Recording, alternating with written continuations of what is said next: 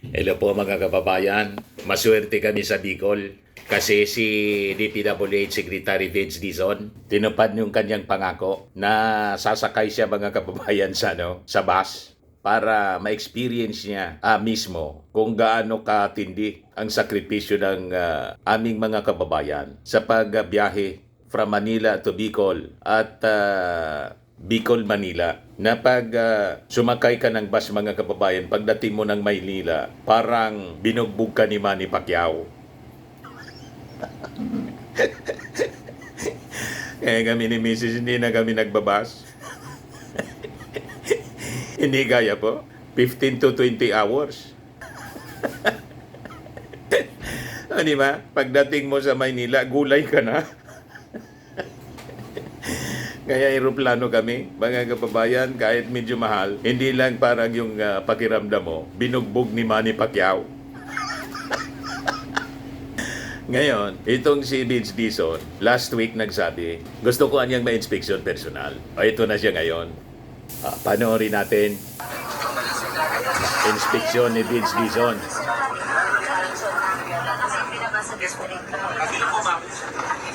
O, di ba?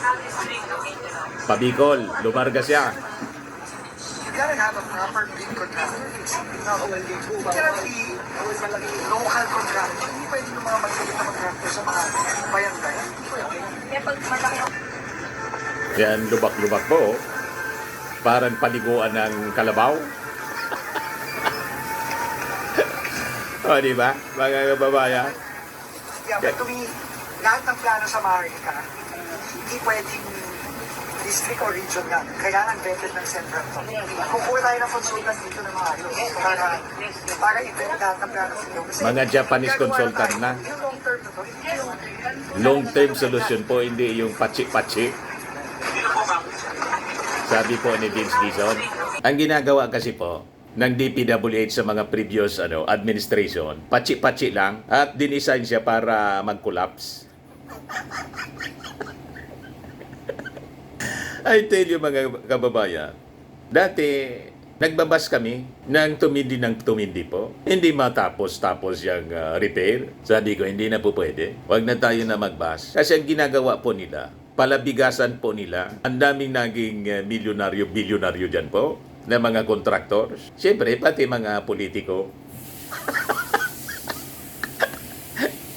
Palabigasan po ng mga politiko, mga contractors, district engineers ng DPWH. Ang ginagawa nila, yung mga hindi pasira, sinisira para laging may perang kinukubra.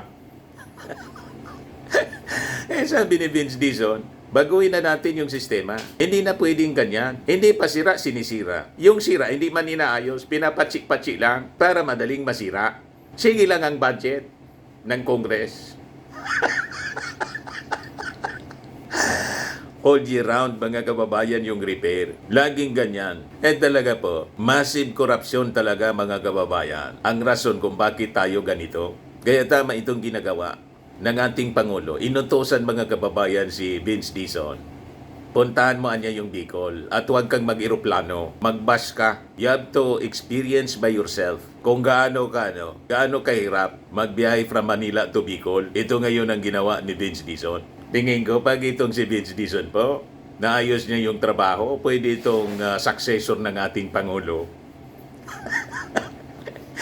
Si Vince Dizon po, pag tumakbo, yun ang kampanya natin, pag binasbasa ng ating Pangulo, na maging successor, yan ang ang gawin nating susunod na presidente. O, di ba po? Ito. Good afternoon. Bago tayo magsimula dito sa pagpapunta natin ng Bicol, inspeksyonin lang natin itong Lopez Viaduct. Lopez Viaduct. Apparently, 2022 pa ito nagsimula, pero isang example to ng mga project na tingi-tingi ang pagpopondo. So, apparently, out of the total 2.5 billion, parang 1 billion pa nga nag-release nito since Tingi-tingi yung pagpondo, pero malakihan yung tingi-tingi kickback. siya, kaya natitengga ng And ang pagkakapaliwanag sa akin, critical pala itong Lopez Viaduct kasi Yan po nangyayari. pagka umulan, itong buong stretch ng Marika na ito, baha. Kasi nga, mababa talaga siya. So pagka tag-ulan at pag may bagyo, hindi ka na makakadaan dito. So iikot ang mga sasakyan, malayo. So, ang solusyon, ito nga ang viaduct. No, yun ang in-explain sa akin papunta dito. So, titignan natin ngayon, kasama natin yung incoming na bagong regional director ng Region 4A, si RD Carol, incoming RD Carol. So, alamin natin kung paano ba natin mapapabilisan ng mapatapos nito, lalo na critical pala to papuntang Kabikulan kasi nga laging binabaha. So yun, ang titignan natin. Balita ko din, sure, nabalitaan nyo na rin, mukhang maraming mga sumubok ata na madali sa pagpapagawa, patsi-patsi. Ang message ko lang sa kanila, Patsik. hindi yon ang gusto nating mangyari. Hindi patsi-patsi, hindi band-aid ang gusto natin. So kung ginawa nila yun, thinking na matutuwa ako, mukhang kabalitaan Ipapatigil niya lahat, mga kababayan, yung repair, Hindi patsik. yun ang rason kung bakit natin Dapat pupuntahan ang permanent Maharlika solusyon, ngayon. long At term. hindi yun ang rason na sinabi ng Pangulo, ayusin ang Maharlika. Hindi ganito. No? Hindi ganyan. Hindi patsi-patsi. Gagawin na natin to ng tama. Gagawin na natin to ng mabilis. Very good. Kasi kailangan na to. So, inutusan ako ng Pangulo na pumunta kagad dito. Nandito tayo ngayon. After ngayon, makikita natin at least Yan from ang leader. Quezon to Bicol. Yan ang presidente. Hindi ko makakasimula na tayo agad-agad kapag natapos yung inspection natin. Sec, excuse po. Sinasabi pong Quezon, dito na po ba tayo sa 4th District magpo-concentrate? Hindi na po ba sa 2nd and 3rd District ng... Titignan din natin, no? mula Chaong hanggang dito. No? Chaong, Candelaria, hanggang dito. Kausap ko kanina yung mayor ng Gumaca. Marami ding portion sa Gumaca ang sira-sira. So lahat yun... Dinisign na nilang collapsible. Sir, bakit mo Sige lang ang kobra ng pondo ng bayan. Paplanuhin natin ang mahigit o paplanuhin natin ang Ang daming yumaman dyan. Sinama ko din si Yusef Lara, iskibil natin sa ating... Ang pagyaman nila, sakripisyo ng ating mga mamamayang Pilipino. Tama yung mga disenyo na gagawin. Sir, yung nasa sir, Hindi pa natin alam. Right now, meron tayong more or less, may 15-16 billion tayo from savings noong 2025. Pero hindi ko pa alam. So, titignan So natin. yun ang gagamitin. May pondo po. Kaya na bumaba din yung presyo ng cost ng project. Kasi nakalagay po 2.58 billion yung project. 2.58 kilometers. So parang Which one? Itong viaduct? Itong viaduct. Ito kasi awarded na to eh. parang 1 billion a kilometer. Ito kasi awarded na. So, titignan natin. No? We will review the costing. Pero ang problema kasi sa mga project na ongoing, na bid out na, mayroon ng kontrata yan, then there are a lot of legal complications to changing it. No? But we will see. We will see if that can be done. So ito pa, mga kababayan. Person part, problematic din. But I heard this is worse. Medyo okay na ngayon. Kasi ilang araw na... Kasama niya yung mga vloggers Hindi naman yung ganun at ayos na mainstream media. Yun na nga eh. Siguro hindi yun ang gusto nyo, di ba? Lokal na kahapon. So, sabi ni Presidente, long-term solution na tayo. Tapos nandiyan yung mga bigla. Long-term solution ang gusto ng ating Pangulong Gawin muna Bongbong. natin, Tango. Napinuntahan mo. Kasi ito yung mga inahin ng mga biyahero natin. No, Ito kasi from Mindanao and Visayas, yung mga backdoor, dito dumadaan. Ito lahat. Si Mayor Rosal po, ang Mayor, Governor Rosal, kausap niya ng Albay. Sige po. So, we will, sabi ko ni Presidente, talaga. Yeah. Salamat. We will do this once and for all. Yes. We'll fix it. Yan ang mga... Sana kung... Ano na ho ito? 50 taon na ho itong Maharlika. May guess. Matagal na po ito. Pag-iira. 50 years, walang major rehabilitation. Kaya gagawin na ngayon. Panahon pa ng Na-consultant dating ko Pangulong hapon, Marcos Sr. Tama na ho yung bandi. Kaya pagsasabihan ko yung mga DE dyan, na nagbabandi. Hindi naman yun ang gagawin. Bawal na yung Ban-Aid. Ban-Aid solusyon. We'll see.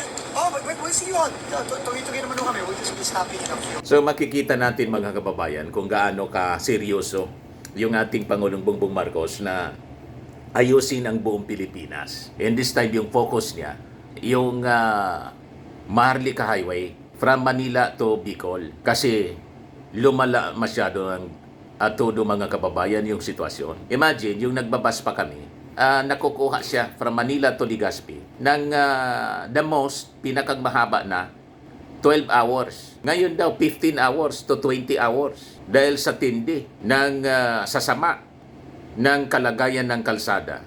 Dahil sa walang tigil na patsi-patsi na repair po. At ang daming aksidente palagi. Sa mga buses, ang daming namamatay. Hindi lang yung mga buses, pati yung mga trucks, cargo trucks na aksidente palagi.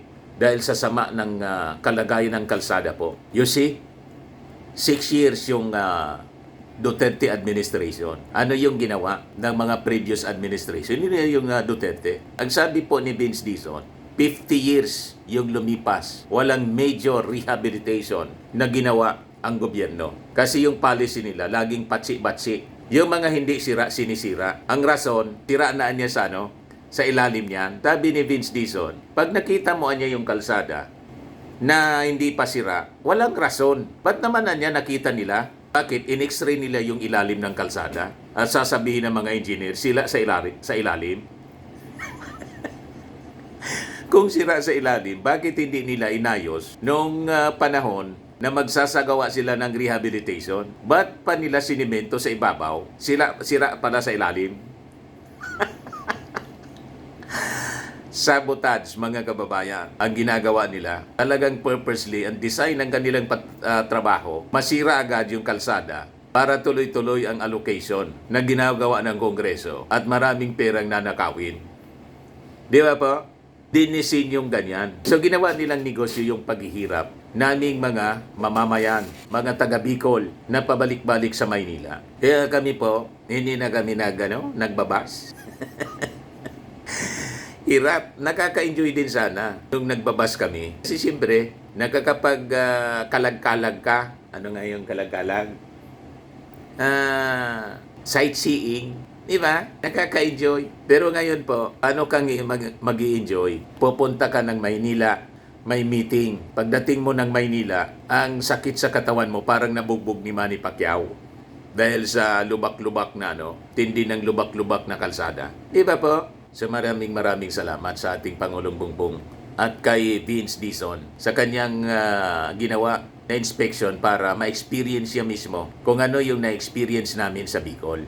Okay po? And hopefully, before na matapos yung term ng ating Pangulong Bongbong sa 2028, maayos na po ang kalsada from Manila to Bicol to Legazpi City. Tulad po ng kalsada from Manila to North, Pabagyo. Maganda yung kalsada, mga kababayan. At mabilis ang biyahe ng ating mga mamamayan. Very comfortable magbiyahe, mga kababayan, pa north. Ayan man lang po. Ako po si Dante Maravillas. Bye-bye po. God bless.